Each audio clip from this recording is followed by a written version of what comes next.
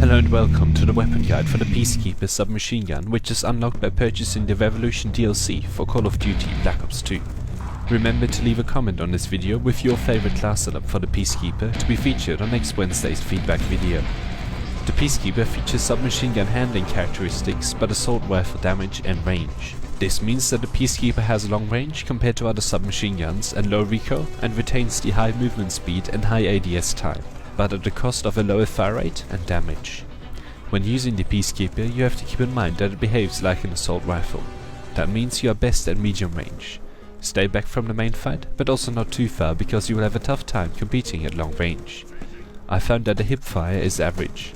The slow fire rate means that it is usually unreliable, but if you are face to face with an enemy, it is often worth firing from the hip.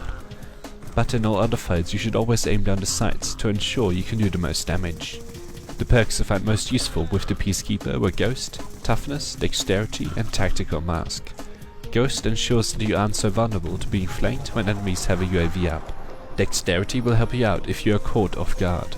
Tactical Mask lets you move around the map without having to worry about running into shock charges and other tactical equipment. It is worth using lethal and tactical equipment since the Peacekeeper is a very versatile weapon. The laser sight increases the effectiveness of hip fire, however not significantly enough to make a great difference. It certainly isn't a weapon that you can exclusively fire from the hip, but with the laser sight most short range engagements can be won with hip fire. The suppressor isn't that useful with the Peacekeeper since it is best at medium range where keeping off the radar is only of limited value. But with it you can flank enemies better since the rest of the enemies won't easily know where you are. Fast mag is a convenient attachment since the reduction in reload time is always nice, but not that necessary.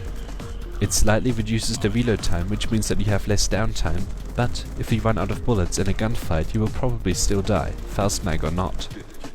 The foregrip makes it easier to control the Peacekeeper. It does make a difference, but it is hard to detect, and I didn't miss the change after I had stopped using the foregrip.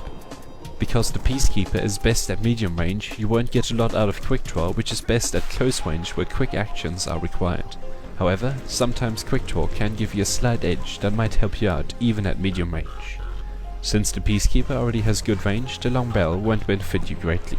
It does make you more competitive against sniper rifles and light machine guns though. The stock is good on weapons that aren't that mobile, which the Peacekeeper certainly isn't.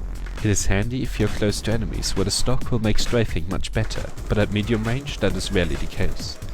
Rapid fire transforms the Peacekeeper from being similar to an assault rifle to a standard submachine gun.